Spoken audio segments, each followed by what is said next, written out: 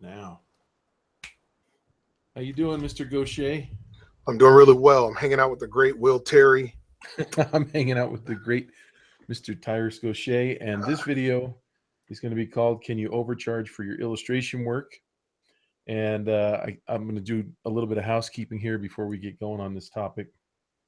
Um, One of the reasons why I wanted to bring you in on this is because I think a lot of times like I said to you before, I push my opinions out there, but there's nobody to check them, right?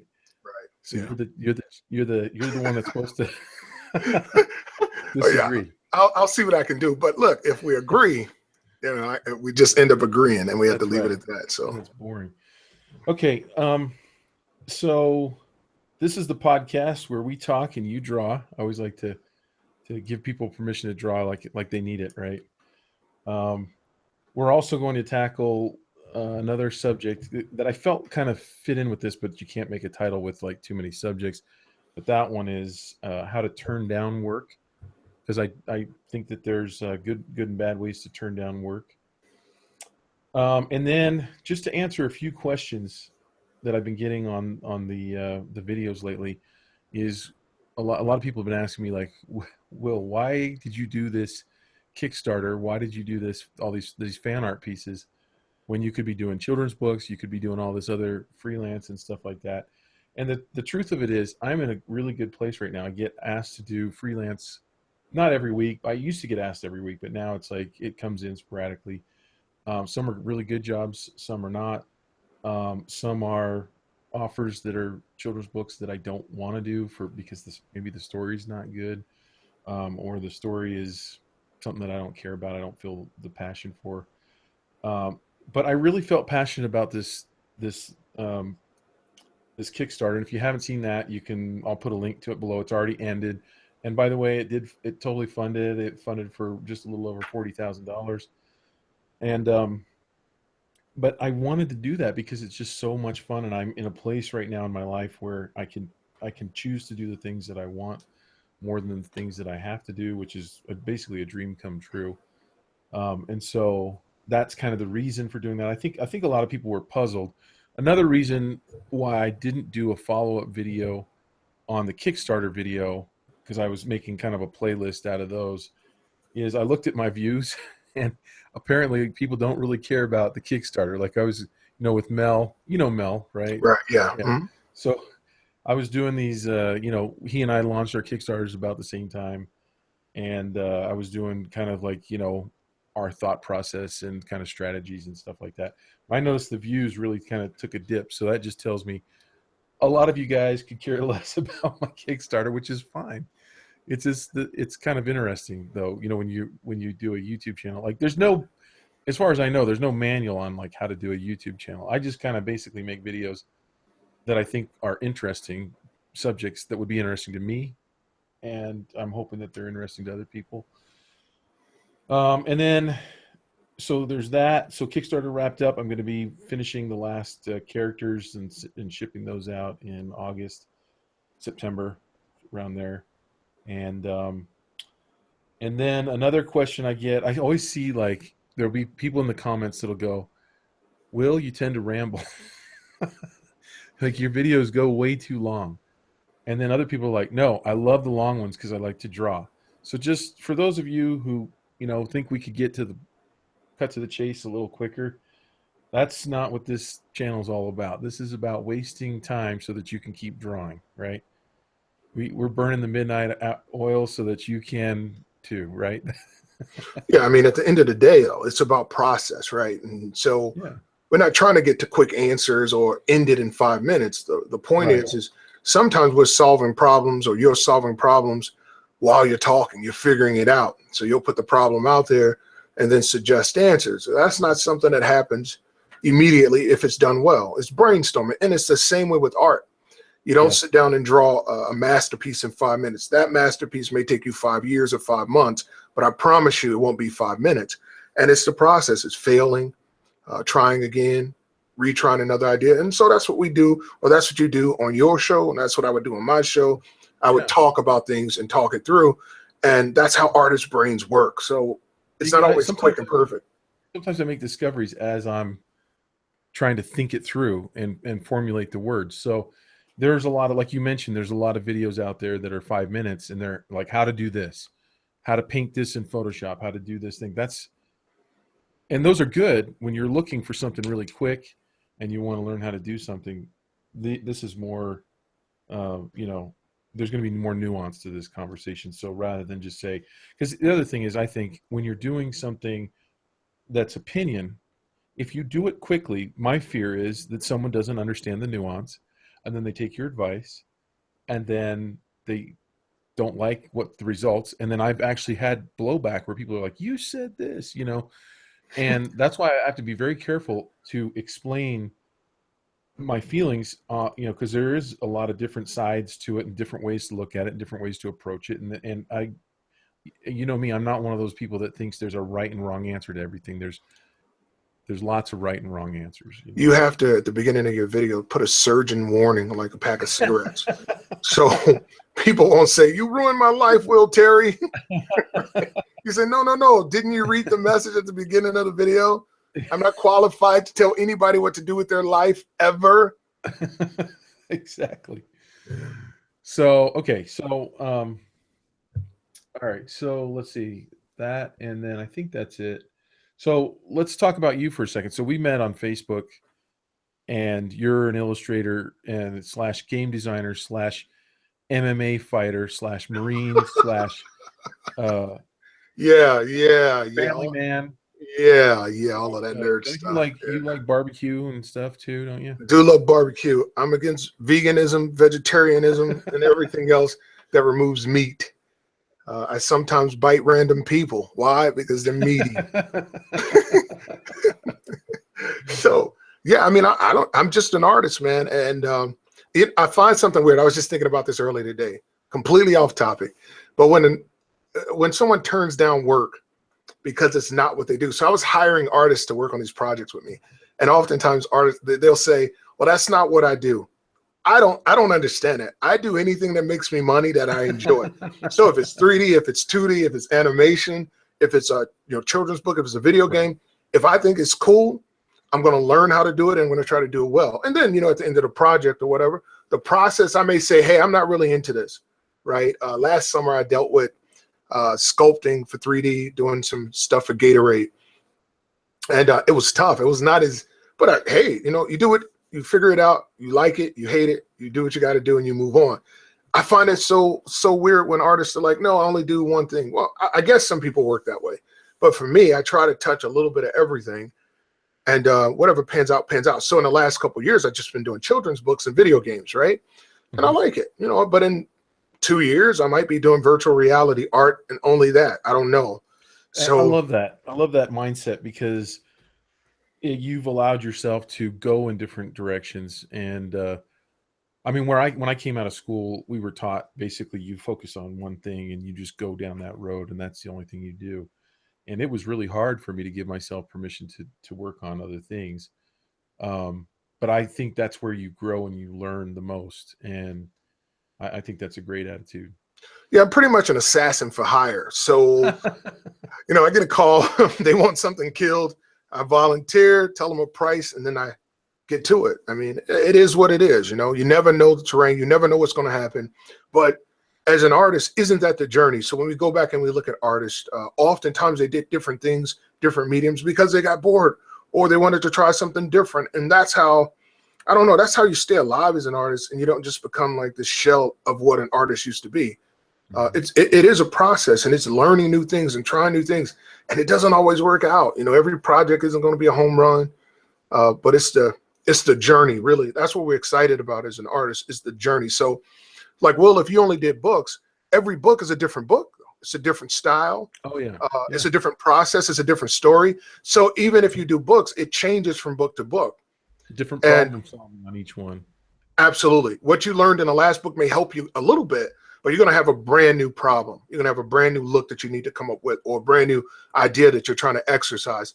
So, it baffles me when artists are like, no, only do this. Or I guess you could do that. And I'm sure people make a living and they're happy doing that. But for me, my approach is, yeah, I can do that, or I can at least try, or I can at least learn to do it. And then I tackle that and spend 3 or 4 weeks without sleep. Constant diet of Red Bull. I keep an emergency case right behind me. This is the emergency Red Bull. And then I have the emergency 5-hour energy stack on the shelf. And, you know, the life of a savage. I'm an art savage / Ronin / assassin. That's how you should have introduced me. Will Terry, if you want to do it the right way. I love it. So you live in the Chicago area, right? I do. So you can get work. You get work anywhere, right? I mean, it can come from anywhere. Yeah, I don't very often get work from Chicago. Not often at all. My clients are all over the country. You know, so no, it's not localized or regional even. It's random from anywhere. Sometimes Canada. Got a client I'm working on a book in Canada right now. Florida. Where else am I? New York, New Jersey. Wow. A lot of people from Jersey. Shout out to Jersey. All my friends out there in Jersey. Random. Doesn't Point Pusher live out there? Dan. Dan is in New York now. Yeah. Okay. Yeah. Hi, Dan. Yeah. Hi, Dan. Point Pusher. Yeah. Okay. So let's get to our title question. Because now that we've driven all the people that want 5-minute videos completely crazy, and they're trying to fast forward to this point or back up to it. Let me ask you, can you overcharge for illustration work? Because I hear this all the time. For the 5-minute people, I'm going to get to the answer very quickly. No. I don't believe there's a such thing as overcharging. I think to simplify it, you know what your worth is and what you think the amount of work you're going to put into the project or what it's worth. And so you have to give that number. I don't think that anyone other than the artist is qualified to say what their art is worth. Now, I may look at your work, Will, and say, just playing devil's advocate, Will charges $20,000 for 3 paintings, right? I can say I wouldn't pay $20,000 for 3 paintings from Will Terry, right? In the same breath, I would say I'd pay $40,000 for a painting from Will Terry, just one. So your price is governed by what you think your work is worth. And how can someone say, well, it's not worth that? I mean, you know. So where do you think that comes from? Because I totally agree. And we talked about this just a little bit before we started, but you know, I'll hear, you know, I'll see a discussion on Facebook. That's where a lot of your pain comes from Facebook. A lot of my feelers out there come from Twitter and Facebook, where I'll see discussions, and sometimes I'll just lurk and you know, not really get involved, and other, you know, and sometimes I'll see people that I really respect, and I really disagree with them, and rather than call them out online, I just kind of listen, and you know, and again, I don't think that on this one, it's funny. I mean, you and I are opinionated, right? I mean, a little bit, Will Terry, sometimes. So on this one, I feel like I'm right, but I have to leave room for the fact that someone else could come in with a really good argument that could make me go. I have to leave room for that to say, you know, that you make a really good point. I haven't heard one yet that I really like. Here's why I don't think there's any room for it, because art is subjective, right? That's exactly right. Yeah. And that statement alone means that price can be determined by who's ever looking at it. It's like if I take a big, huge canvas, let's say 30 by 70, and it's all white, and I take and put a blue dot in the center of it, and I say, this is $20 million. How can someone tell me that that's not worth $20 million? Now, they can say, I'm not willing to pay $20 million for that. Totally understand and respect that. I don't have any problem with it. But I don't know. So, okay, let me put it this way. Sometimes I've heard, or I've had emails sent to me or messages saying, my client says I'm overcharging them because I asked for this amount. What do you think? They'll ask me. So what would you say to someone who, when their client says you're overcharging me? Well, I get those emails. So someone may come to me and say, hey, can you help me with a book? And I say, well, I'm busy right now. My schedule's booked up until 6 months. But I said, but if you want help looking for an artist, let me know, send me an email, and we'll look at the work and I'll tell you if I think this person works for what you're talking about, right? And then they'll say, well, this person is saying this is how much it'll be. And my response is, I wouldn't pay that much for that type of art, but, or I think that's a good deal. But at the end of the day, it's up to the person who's spending the money. Yeah. I mean, that's always going to be the answer, no matter what. I'm sure someone will come in with a very valid, quote unquote, valid argument. But at the end of the day, it's subjective. So there is no price point that should be put on a wall and say, okay, if you do a 20-page book, it is $19,000, right? Right. You can't do that, because let's say that we were to bring Norman Rockwell back from the grave, and he's going to paint a 19-page book, a 20-page book. You're not going to pay him $1,900. It's not going to happen. You know, that's a whole different price range based on what he's worth, based on his style, his appeal, and the audience he attracts. Right. So if you want to say we want to value it on that, maybe, but then you may find a young artist who doesn't have an audience yet, but the style is so captivating, you can see how that person will have an audience, and you can say, this guy, I think he's worth what he's asking. Or you could flip the coin and say, well, you don't have a large following, therefore I think you're only worth. It's so subjective, but I don't think you can overprice as an artist. I don't think, because if let's say that we say, okay, yes, you can overprice your work. Well, the people who are paying are always going to choose the lowest price possible. They're always going to say, I think you should take this amount because I think it's worth that. And that's such a great point, because there's, and this is an argument that I would use, I think it's going down the road where you're already going down, is the client's going to choose the low price, like you said. And because there's a glut of illustrators that are all vying for the same job, that means we're all going to, over time, undercut each other until the going rate is, and if you look at sites like Guru, Fiverr, that's what's happening, right? Yeah. So there's and I think some of the questions that I've gotten are from people who spend a lot of time bidding on those sites, and that's where they've gotten that idea of, well, this is the going rate. And it is for that community. There has been a going rate set by that little microcosm. Right? But I would argue that physical labor and emotional labor are completely different things. So, if a plumber comes to my house, in fact, we left the hose attached during the winter, and if pipe froze and broke, and it froze inside. We had water in the basement last week, and so I had a plumber come over, and he took out, he gave me an estimate. It's going to be $240, and I actually have the piece right down here. I kept the pipe so I could show my family, so I could say, this is what happens when we leave. We have to shut off the water in the wintertime. Yeah. Right. Yeah. Facts. But the thing is, we had a pipe burst when we first moved in this house in the back of the house, the same exact job. And that plumber charged me $260. So it was $20 cheaper from a totally different plumber this last week. And they operate on going rates. They basically, if someone was to charge, like, say, $400 or $500 in the community of plumbers, they would say, oh, you got ripped off. And they would all agree, right? They would all say, no, that's way above the going rate. And for those of you, let me just also mention this, that I'm going to link my how to price your illustration work video, because we're kind of touching on the same thing. So I already did a whole video on this very subject. But yeah, so to go along with it, we're doing emotional work, right? I mean, our work is very emotional, very. And your work, like you were saying to me, what I'm going to do is going to be different from what you're going to do.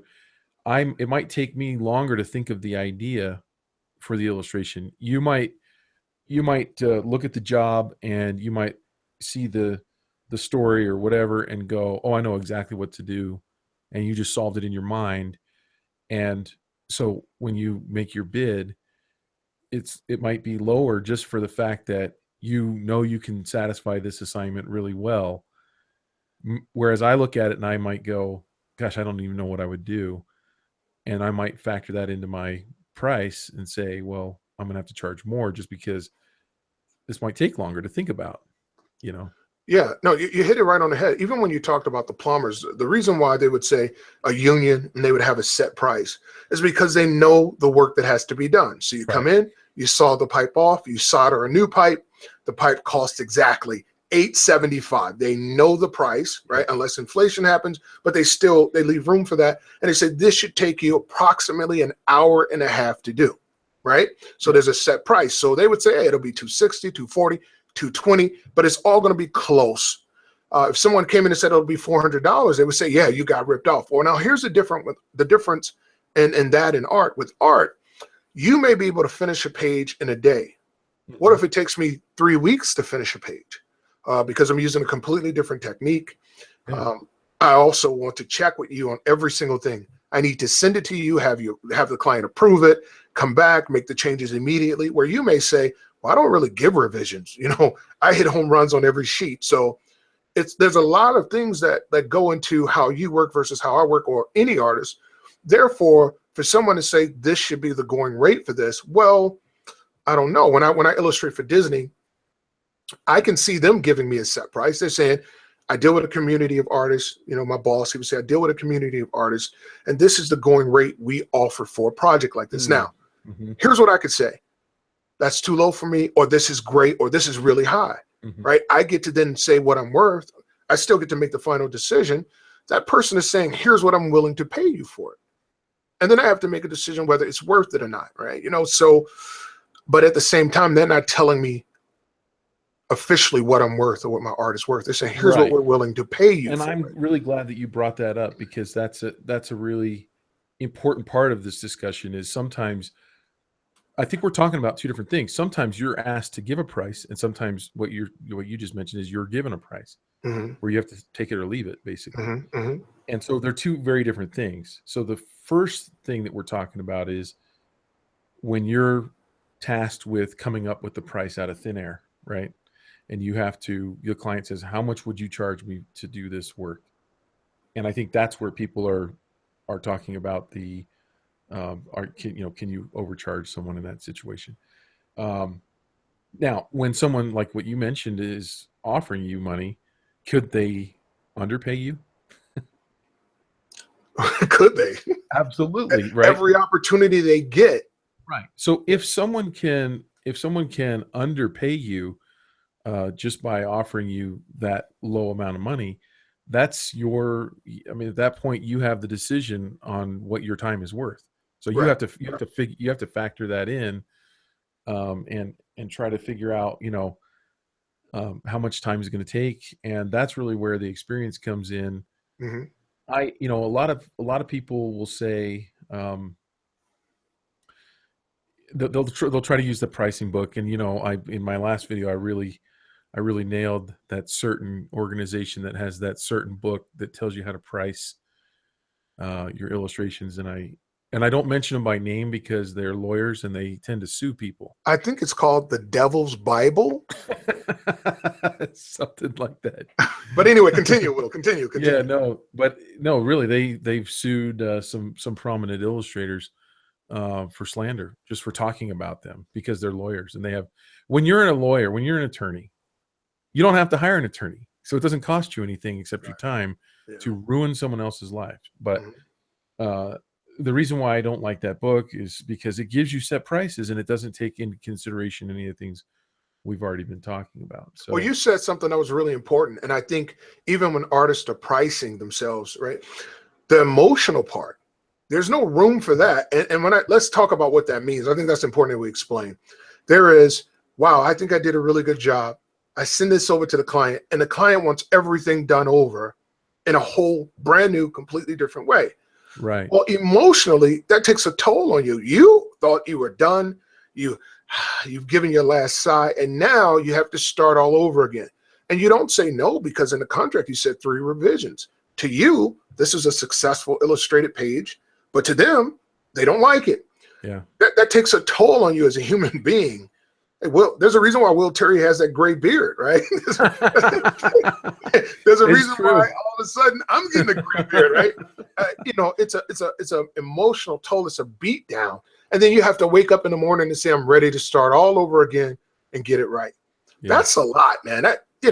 That's that unspoken pain of being an artist or a writer or anything that's creative, the rejection part. And it's a big part. It's 50% of what we do.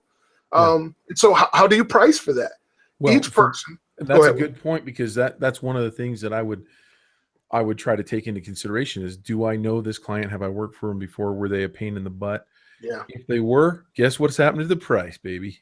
It's got to go up. It's got to go up, because the hassle factor, you've got to factor that in. So again, dealing with the going rate, or you overcharge. Yeah, I'm going to overcharge you if you're going to be hard to work with. AKA, I really don't want to work with you, and I hope you say no and walk away anyway. Yeah. Let's be honest. That's what it is. It's like, yeah, if I have to work with you, I'm going to give you a nosebleed financially. And if you say no, okay. That's right. Yeah. So I had one other, in case, for those people who aren't convinced, because sometimes I'll leave something out that I want to mention, and then in the comments I'll see somebody and I'm like, I should have talked about that, because they're like, yeah, but what about this? So for those people who aren't convinced, I thought of another analogy, right? To make you just to seal the deal, to convince you that you actually don't believe there's a going rate. These are for the naysayers, okay? So I would ask that person, pretend there's someone here that's arguing for this, for this that you can actually overcharge someone. Yeah, let's pretend. Oh yeah, pretend. I would say, do you have a car or a really nice phone or a really nice fill in the blank something that you really like? And if so, right now, is that car or that phone or that really nice thing for sale? Oh, it's not for sale? You like your car, you like your phone, it is for sale. Because what if I have double? Let's say your car's worth $10,000 and I offer you 20 for it. You going to turn it down? And some people would say, yes, I really love this car. Okay, $50,000. You just overcharged me. If you say yes, right, then someone else would say, well, you got ripped off. That car blue books at 10,000. Yeah, that car blue books for 10,000, and you can pick it up for 8. You just overcharged me. So we all do that at all times. And if you ever turn down a piece of work because you don't want to do it, you're in a sense in that same mindset, right? That you're in that sense of the only reason you're turning it down is because maybe you don't want to overcharge them, but you would. In other words, if you did trade your time, you would have to overcharge them in order to take that job. Yeah. Right. Yeah. I mean, listen, the reality is if you didn't take that job, your time would be used for something else, which would be making you money. I mean, this is what we do. Our time is literally the greatest resource, right? That's right. So how can someone quantify or qualify how much my time and my talent is worth? I mean, it's absurd to think that some other person can put a number in the book and say, here is what your time is worth. So, Will, you're a very successful book artist. Let's say that I just graduated from school. How would someone be able to say that your time is equal to my time and pay? That would be ridiculous, right? Your name alone on a book has an audience. I just graduated from school yesterday. No one knows who I am. How could someone say, well, their time, both persons' time is worth $25 an hour? Right, exactly. And I would argue the same thing for the plumber, actually. I mean, for those who got offended about the plumber analogy, I think that a plumber should be able to charge whatever they want. And if you don't like the price, then you don't hire them. That's ridiculous. That's ridiculous. I think there should be caps. I think there should be a salary cap on all. Hey, now I'm arguing against you, Will. There should be a salary cap on plumbers. They shouldn't be able to make more than this amount per year. Those guys have been ripping people off for hundreds of years. All right, I'm done. Go ahead. Well, and I understand the whole union thing. When you have a union, you've got to follow rules and things like that. But in general, for me, I like open free markets because I think that you as a consumer should educate yourself, and you should basically say, call up 3 plumbers and get a price, and that's really, and a plumber really couldn't make a living charging $500 for a $250 job. Well, the problem is they actually could. Listen, check this out. Let's say there are high end plumbers, right? If you have, let's say you live in a small town and there are 3 plumbers and there's no quote unquote regulated fee, right? Based on other small towns and based on, they could charge you $1,500 for a $20 job because they're all charging $1,500. That's true. They could collude. That becomes the problem. And you deal with this in big sports. This is why, they stop that. I think in that case, the union does kind of keep a generic specific price point and say, hey, we're going to stay in this area. This is about how much it should cost. So even if it's high, it's not astronomical because there's some type of control. So in this case, once again, it's measurable. Yeah. What a plumber does is measurable. We're not talking about an architect. An architect, if you said that a designer of a house isn't measurable, I would agree with that because it depends on how beautiful the house is and what they do. But if you're getting cookie cutter houses, guess what? They put a price on those cookie cutter houses, and every house on that block that's designed the same way costs about the exact same amount of money. We don't just go, oh, you pick the price and you sell it for whatever you want. If every house in the neighborhood is $200,000 and you're selling yours for $600,000 and it's the exact same house, that doesn't work out. So that's measurable. Yeah. Art isn't measurable, or music even. Write of a song. How do you measure that? Based on, yeah. So anyway. Yeah. All right. So I think we've hit that one. Now I want to move to, there's two more things. One is turning down work, and then one's saying no to free design, which is something that sparked my attention from what you posted today on Facebook. So I want to have that discussion too, but let's talk about first turning down work. And I wanted to make the case that there are, let's see, how do I say this? I think people take the easy way out when they turn down work. And by that, and I want to get your opinion on this because we haven't talked about this. I think that when someone turns down work, I wrote down some ideas here on why people might turn down work. For instance, 1, you might be too busy. 2, you might be going on a trip and you just physically can't do it because, the time doesn't work out in your schedule. 3, it's not the right kind of work and you don't feel like you're good at it. It's not something like we talked about in the beginning. You would probably take it anyway. Some people would say, that's not me. I can't do that. And I've actually turned down some stuff that I really felt like they wanted really academic figures. And I just felt like, look, I'm more stylized. I'm going to turn this down. The fourth one is the deadline's too short. You just can't get it done in the time, even though you're not busy. You just can't. You don't feel like you could actually make the deadline. Another one is you don't like the subject matter, and so maybe out of principle, or maybe it's just something that you just don't like. You turn it down. But the big one that people don't turn down work for is it's just not enough money, right? Well, what I find is that when people turn down work, they don't say that. They don't say that it's the money. A lot of times they'll use an easier one, like, I'm too busy. Why? Because it's easier to just say, I can't do it. I'm too busy. Mm-hmm. Well, the challenge I want to make to other illustrators, and I want to get your take on this, is that I think we do everyone a service. All of us, we do ourselves a service if we don't want to do it for any reason, right? Now, this could be considered unscrupulous, I guess, because my thing is either charge 3 or 4 times what you normally would charge so that they'll say no, and then you're bumping the price up so that they realize that there are illustrators out there who want to do it for this, or you end up getting the job, which has happened to me a few times, right? Where I've asked for 3 or 4 times what I thought they could even be willing to pay, and they've said yes. But I want to get your take on that because I feel like, and the reason for that, let me just finish this thought up real quick, is that, and we talked about this a little bit in the beginning before we started the podcast, is that illustration prices have remained flat since the beginning of illustration in this country.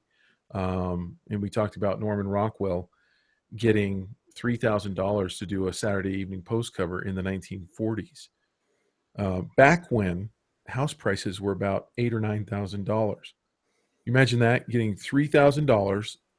That's like a third of the average home price For today. If the average home price is $200,000 today, that's like getting $70,000 to do one illustration today in today's money. Well, okay, so you brought up a couple good points. Let me talk about the one where you created a utopian society of artists who raise the price up for other artists. Like, yeah, it sounds great, but that's not going to happen. Now, here's why it won't happen.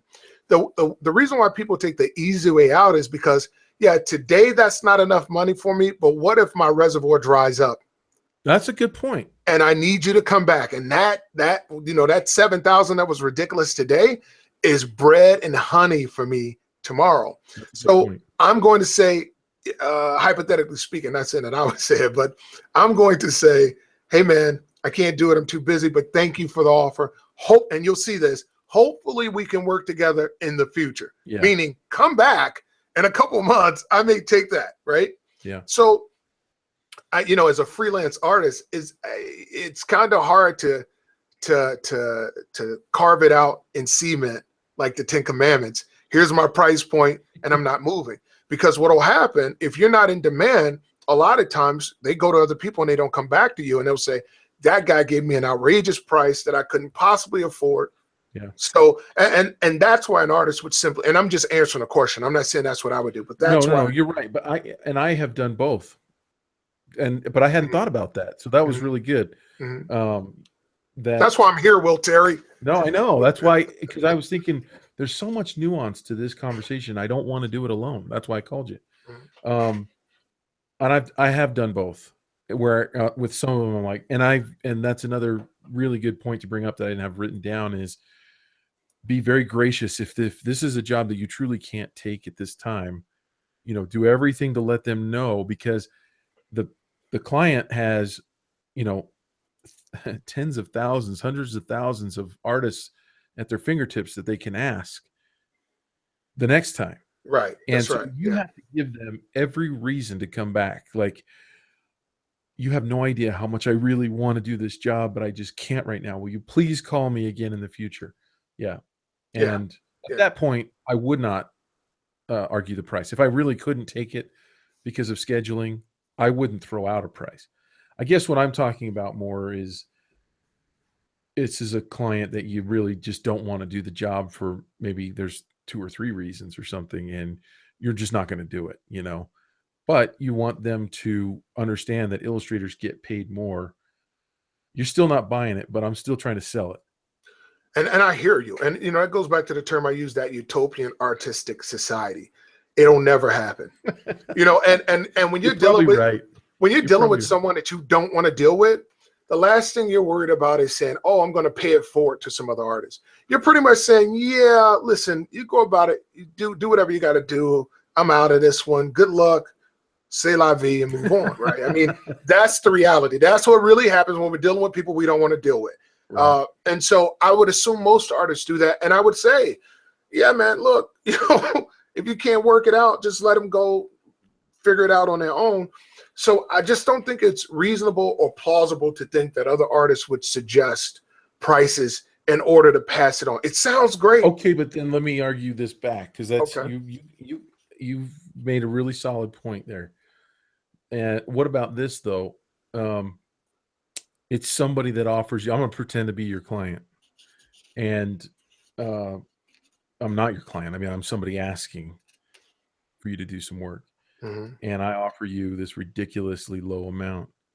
And do you feel like you want to let them know what other illustrators often get, like the range, just like FYI, like, and sometimes they'll ask, Yeah. So if that happens, now when that happens, when someone quote unquote insults me with a price that's so ridiculous, now I handle that completely differently. And I would say, this is the rate that I would normally charge. And they'll say, well, I think that's too much. Can you do it for this amount? My response, and this had to do with the post, is I gave you my rate. So the answer is no. Right. Like I make it very clear, like, this is ridiculous. I'm not going to even entertain this conversation. And oh, by the way, you're insulting me. Right. And you could just simply do that by being very curt, short, and to the point. If they don't get it, you didn't want to work with them anyway, neither with the next artist. Right. Now, is this someone that asked you for, I want to make sure that we're talking about the same thing, but is this someone who asked you, did they throw out the first price or did you? Both ways, where they'll throw out the price. And if they throw out the price first, Of course, I take that into consideration. They don't really understand. And so I try to say, well, that's really low. This is normally what I would charge in this situation. Give them a ballpark. If they ask me and I give them a price and then they counter me with something insulting, I have to be very curt, quick and to the point. You're wasting my time and yours. And oh, by the way, it is a waste of time to go back and forth via email or with phone calls with clients who are not interested in paying you. Right. They're interested in, here we go. Let me give you some of the things. This will be great for your portfolio. It'll be good exposure. Well, this is when the project takes off. Take us down that other road. Now, I'm just saying, this is those conversations. This is what you see. Oh, you'll get to pay later. I've never had a client come back to me. Right. I've been doing this for 18 years. I've never had a client come back and say, hey, man, really love what you did. I'm making tons of money. Let me give you a huge bonus. I take that back. I've had 3 people come back and give me money, but overall, it doesn't happen. It doesn't happen. If they're successful, the line of, boy, I've got a lot of work. If you'll take one for the team, what's funny is, they told me about that when I was in school. And so the first time I heard it, I couldn't help but start to laugh, because I'm like, this is what they told me I was going to hear 25 years ago.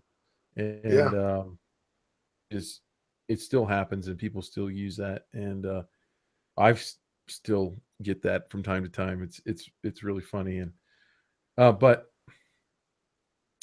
okay, so that's interesting. So I thought you were going to agree with me on that, but then you didn't. And so I didn't agree with you. Well, Terry, I caught you off guard. I like that. Boom. Because I've always felt like I could help, but again, it's funny because I don't believe in utopian society. So maybe this is me growing up on camera right here, and actually becoming more in line. I'm not that.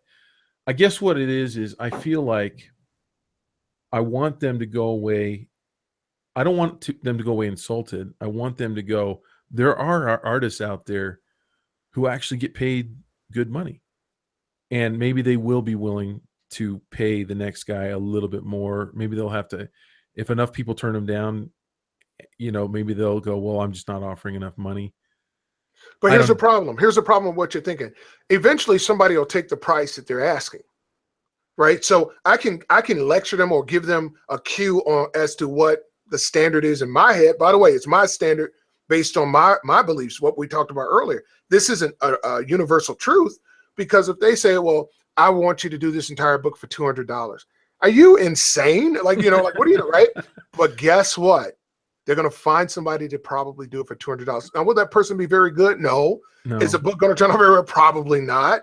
Right. But they don't often even care about that. Right. They, as a matter of fact, not only do they not care, they don't often understand the difference between poor art and very good art.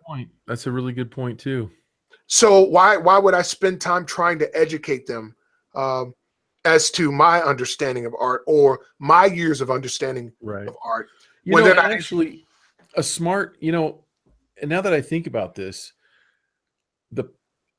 a person who has a decent amount of intelligence as a client is going to know they didn't offer you enough, because most people, if you offer them enough money, even if they're busy, they're going to figure out a way to do it. Right. That's right. So that's true. So maybe I'm answering my own question basically with that.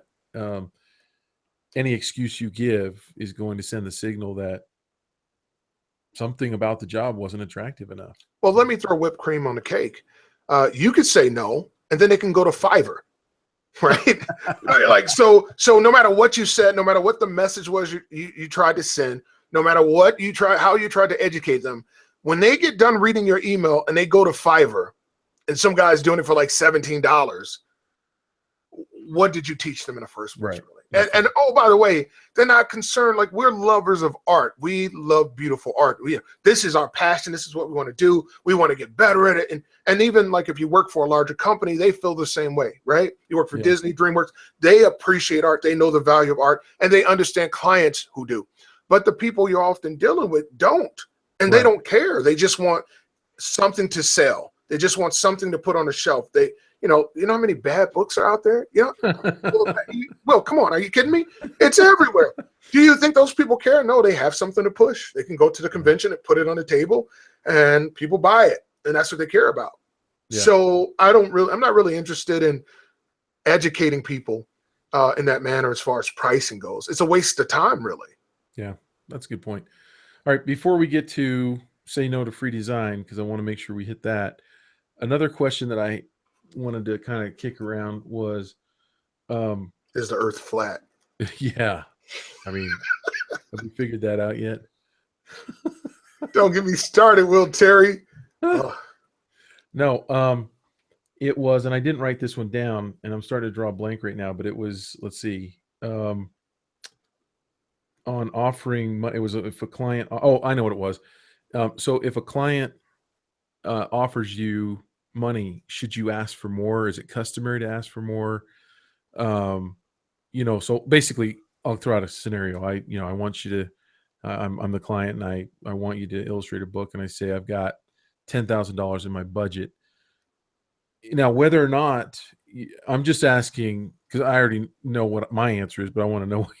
I want you to get it wrong so I can get it right. okay. So here's the deal. If someone says, I got $10,000 to do a book, this is what's in my budget. There are two ways you can handle that: the smart way and the stupid way. So if you're making $500 to do a book, you shut up and you take the 10,000 because you've been telling everybody else you're worth $500, right? Yeah. This person is saying, I'll give you $10,000. Why would you say, give me $15,000? That doesn't make any sense. So it's too risky of a game to play. And if you say, well, I'll do it for $11,000, right? Let's say you want to play the game, and they say, never mind, I'll move on. You just lost more than, 10 times what you would normally make. That's true. Right? For what? Because you wanted to risk and be greedy. If you normally charge $500 for a book, like let's say in the realm of $1,000 for a book, and they say, we'll give you $10,000 for a book, why would you push it?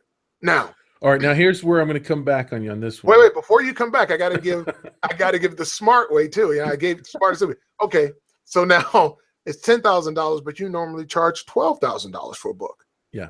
Then you say, hey man, I appreciate the offer. I want to do the book for you. I think we can work together, but you gotta at least come to 12. I can do it for 12. Right? He's like, I can do it for 12. Now you're getting what you normally get. You want the job, you need the job. Then you take the risk, because if you take it at 10, you end up losing money and time anyway. So the job was going to be a no-go, or it was going to hurt you anyway. So now it's worth taking a risk. That's the smart way. Well, let me kick you another scenario. Let's go. Okay. So from my experience, what I've found is that now this isn't, so I guess we need to decide who is offering the job here, because I think an individual, because there's a lot of jobs out there that people will hire someone and they'll do an indie book, an indie project on their own. And then there's publisher projects. And then there's small, medium, and large publishers. So I would say that on the medium, and probably even some of the small, but from the medium to the large publishers, they're used to, it's customary for people to ask for more money. They don't always give it, but it's almost expected. And so I actually think, even though asking for more from what you think is a gift horse, because if it's more than, like if it's your first book, let's say, or if it's more than you've ever gotten before, like for instance, one time I was offered $20,000 to do a book, and it was the most I'd ever been paid to do one book, and I've never gotten that since. Look at Will Terry, big time in the art community. No, that was one time. Go ahead, Will. Go ahead. That was one time. And I didn't ask for more, because like you said, I was used to getting less, and I didn't ask for more. And this is where, okay, this is where people might say, well, Will, you're a capitalist pig for wanting more than, like you're getting more. Why do you need even more? We all know that money, I like to substitute money for life. Without money, you can't live, right? So you can worship money, and you can have your priorities completely out of whack on, materialistic things. And that's a whole nother subject. Mm-hmm. But the way I look at it is, it's hard enough to make a living as an illustrator, as an artist. You don't have any guarantees that you're going to get work tomorrow or the next day. When you have a job, for the duration of that job, you have a guarantee that every 2 weeks or every month, you're going to get that paycheck. Mm-hmm. And it's going to come in whether you worked hard or not that month. Sometimes you slack off at work, right? And So, you Will, still get paid. you make a good point. I like the point you just brought up, but I think in this, we're looking at it from two different perspectives. Me being, me in the last couple of years switching from video games to children's book illustration, my perspective is I'm younger and I'm newer to the market. So I got to go for a lot of crap that you wouldn't have to go for. So my answer is going to be based on that. Now, in 10 years, if I've made 30 books and I'm deep in the industry, my answer is going to completely change. Yeah. I want F you money. like I'm going to say, you offer me 20,000, double that, and you got a deal, because I can afford to do that. If you walk away, if you're offended or whatever, it doesn't matter. I got other clients that come in.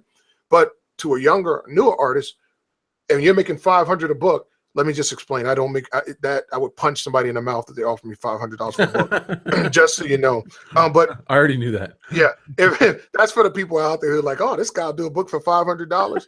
Ridiculous. I wouldn't do your mom for $500. Anyway, it depends on where you are, what your answer is going to be. If you're making $500 a book and someone says, hey, will you do it for $20,000? I don't understand why risk it? Why risk the opportunity going away to say, well, give me 25,000. Well, here's how I would do it now, and that's why we probably should talk about this too. Now, this is where you're going to see me being a phony a little bit, right? So be prepared. Don't get freaked out at all. Okay.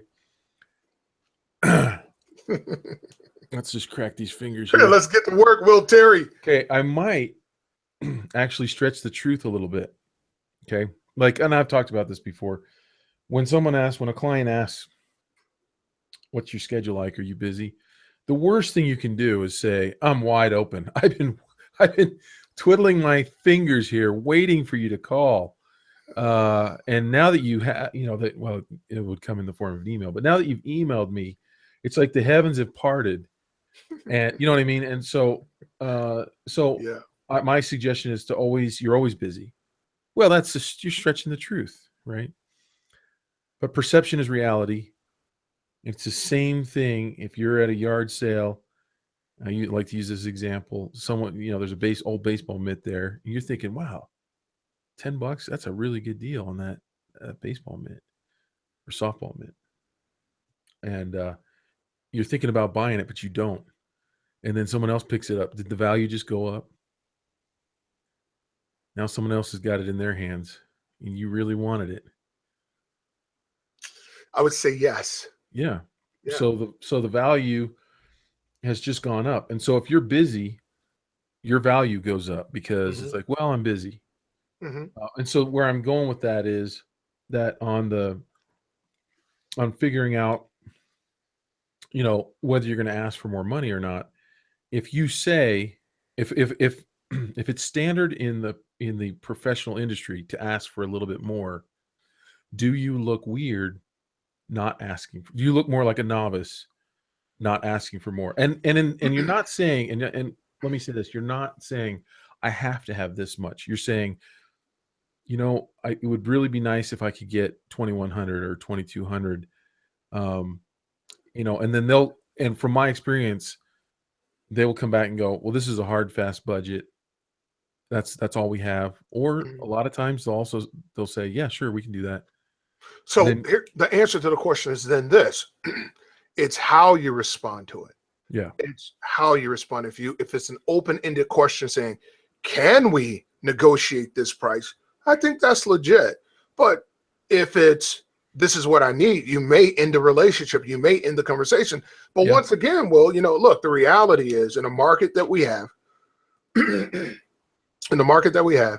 if you're charging $500 a book, is it worth the risk to challenge $20,000 or $10,000? Is it worth the risk? To me, now I'm a capitalist. Listen, hey, every single, but look, I'm also, when it comes to gambling, I'm going to go with the sure thing. Yeah. And I don't know if the risk is worth the reward, because you could turn the person off and they go, yeah, I did some research on you and I talked to the author you worked with last and they said they paid you $500. I loved your work so much. I offered you $20,000. You then told me you wanted me to pay $25. I think you think I'm a sucker. Therefore, I don't want to deal with you anymore. I hear you. I think this one is a good one to not really answer. It's more, Right.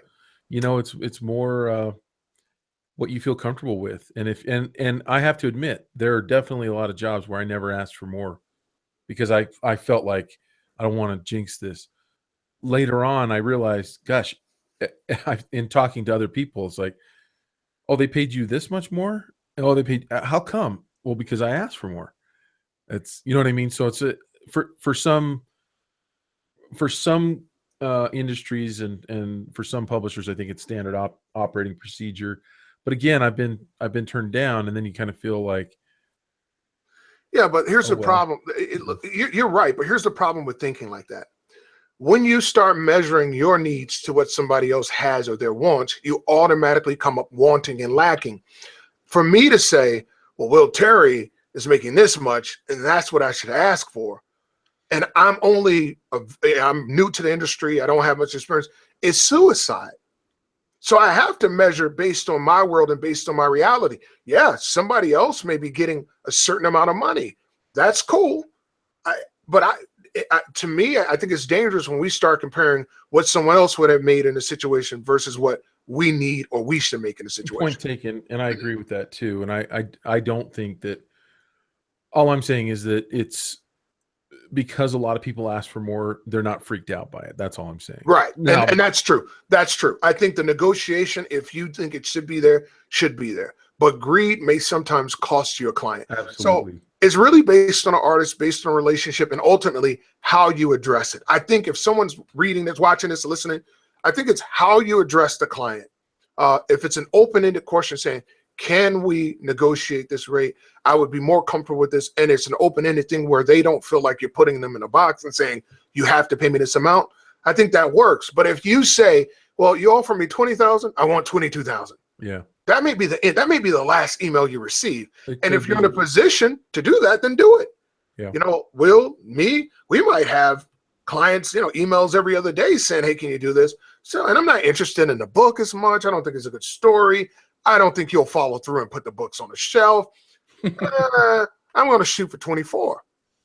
Right? That's okay. It's a gamble worth taking. But big time company comes, tons of books out, tons of exposure, 3 times, 10 times more than what you make. Why? And let me agree with you and say that if I was in a position where I really needed the money, because I've been there many times, and it was a really good paying job, I probably would not ask for more. Yeah. Well, and we've been in both. I've been in that situation. Right. You're like, you know what? I need to buy a turkey for Thanksgiving. So can you forward me the first payment? We can get to work. I mean, Right. That's the reality. It's all based on where you are, what your needs are. But if you have clients of the yin yang, you can say whatever you want to say. Yeah. Whatever you want to say. So I think we agree. I think we're saying the same thing, just in different tones, right? Yep. Okay, last. Say no to free design. Now, I made a video I do about this very thing, and I want to get your take on it because I saw you post that today, and I've seen, and I see a lot of people talk about this, Steven Silver, Chris Oatley recently, and it seems like the consensus among artists is to go against my natural feelings on this. Say what your natural feelings are, so we don't have to go and rewatch I'll the make video. my point first, and then you can tear it down. But again, I think we're going to end up agreeing like we did. I think we're going to end up being on the same place, and it's going to be boring because what that means is you come from being wrong to being right. Yes. Yes, Will Terry. Yes. You'll bring me back to sanity, right? So my feeling on this is that it's too nuanced to make that absolute, to say no. I think you should say maybe to free design. That's where I would modify it. I think you should probably, I think you should say no 70 to 80% of the time and maybe 10 to 20% of the time. Well, Terry, that's the smartest thing you've said in the last 24 hours. Okay. No, look, you're right though. So let's say, let me give you some examples. I like to visualize a situation, right? Yeah. So let's say a guy like Will Terry comes and said, Tyrus, I want you to work on this project with me. And it's going to take us about 6 months. I can't pay you up front, but I think in the end, it'll be worth it. Then I go and look and see what you've done. I like your style. I like the way you work. I see that you're successful with the school, your Kickstarter. You have a history of success and following through, right?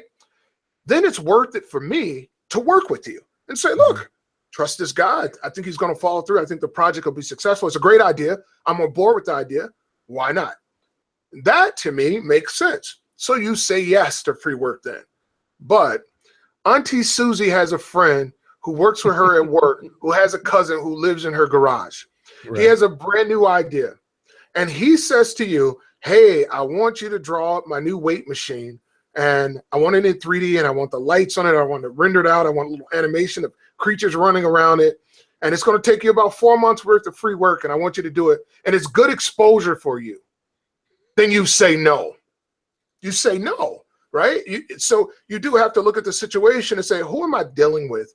What is it worth? And now here's the more important thing. Who are you?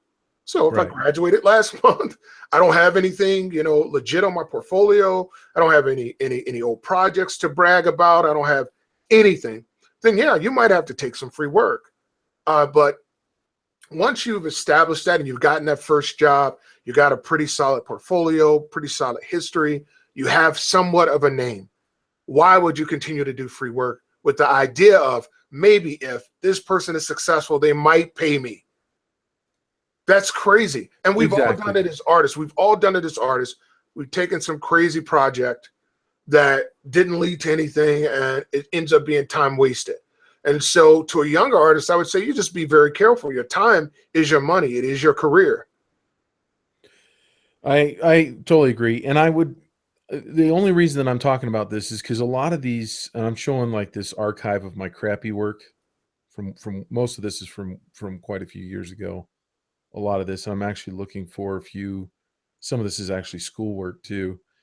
But there's quite a few images in here that if I went back and told the story on each one, which we definitely don't have time for now, there's at least 24 stories that I could give, and I can't see the ones that I'm looking for, so I'm just going to stop. But there's at least 24 different stories I could tell of where I did a project for either free or for $100 or for $200 that was well below what I would have to charge to make a living. But because of the opportunity, I took it, and it led to, and then I can show you the high paying job that I got from having that in my portfolio. And that's the problem that I have with the absolute say no. The other problem that I have with it is when peer pressure is a strong thing, right? So we have a lot of artists that are trying to break in. If they feel they're going to be judged because they said, hey, look at this, maybe they did do a job for free or for $50 or $100 or something, and then now they're embarrassed and they don't want to show it. They're afraid that the story's going to get out, that their friends are going to shame them for artist shaming, for taking a job for free. Well, someone like Chris Oatley or someone like Steven Silver, or some other big name out there, they can afford to say no to a lot more than the guy that's coming up. And that's the problem that I have on face value. Now, do I think that you should say no to someone that's asking you for free work most of the time? Absolutely. But I have a problem with the absolute never, because of I've got so many stories where it made my career by doing these gambles. Did I lose? Did I do work where someone promised me more work and it never came? Absolutely. Did I do work where it ended at the $100 or the free? Yes. I have so many failures on that account, but I'm still alive. I'm still breathing. I've still got a shirt, and roof. A nice orange prison jumpsuit. Yeah, there you go. Yeah. But here's the deal. We're on the same page with this. We agree on this. But I think it's where you are in your career that determines that answer. Yeah. Right. Yeah. And at some point, Terry, if someone emails you and say, hey, I don't have any money, but I want you to work for free, your answer is probably going to be no. But there's a lot of things that go into it. One, if this idea is so great and you believe in it so much, why don't you have any money for it? Yeah. Yeah. If it's so great, why aren't you want me to sacrifice my time, my energy, my artistic ability, but you don't want to sacrifice anything. You don't want to cut the lunches out. You don't want to cut the dinners out. You don't want to cut your groceries in half. You don't want to pay your bills late, but you want me to pay my bills late.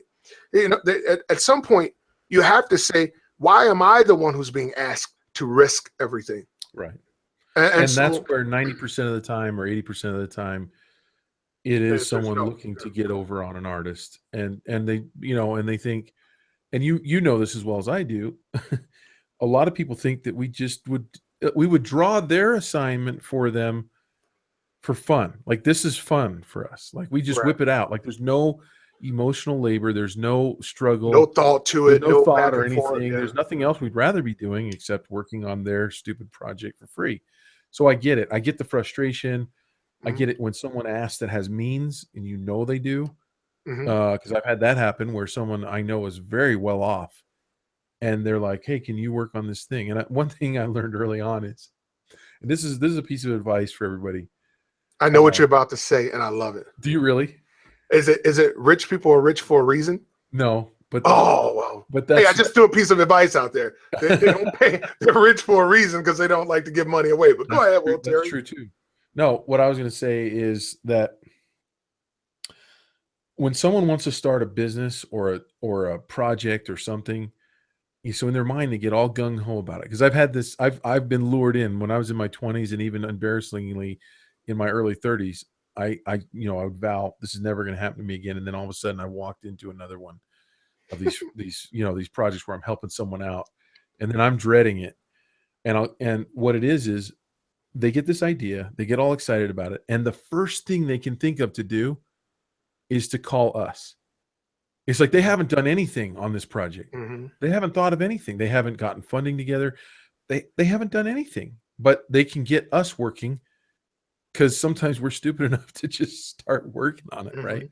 So here we are doing their thing. And then have you ever done one where the project never goes through? They never print it, or they never. Absolutely. Yeah, and they never do anything. And the reason for that is because they weren't ready for the art. And they aren't. It was an idea to them, and you did all the work, so they aren't invested in it. That's right. As much as you are. Invested. So right. They don't even follow through. You did all the work. All they did was I got an idea.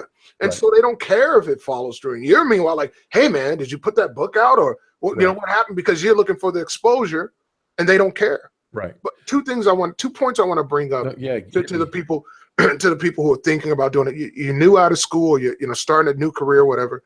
One is ask for ownership in whatever it is you're doing. So if they're saying, well, I can't pay you, blah, blah, blah. Okay, then give me ownership, partial ownership, where I can sell it. Like if you do a book for someone and you say, well, give me partial ownership, where I can sell as many copies as I like and reap the reward from it. That could be my payment. If they say no, you completely understand this person has every intention of ripping you off. Right. Right? Because it doesn't cost them any money to give you ownership to sell the idea that you create. That's the first thing. The next thing is most of the people who want work for very little or for free are the worst clients in the world. They're the worst ever. They are the worst clients in the world. The people who pay you freely and openly, they let you be creative. They trust you. They know you know what you're doing. And you don't have as much back and forth. It's really like, man, you're the artist. I hired you. I love your work. Let's go. The people who go, hey, can you do me a favor? Or can I get half off? Oh my gosh. It's a nightmare. Run. Here's another strategy that I learned to weed them out, to get them to go away, to get them to rethink, to go somewhere else, to find someone else.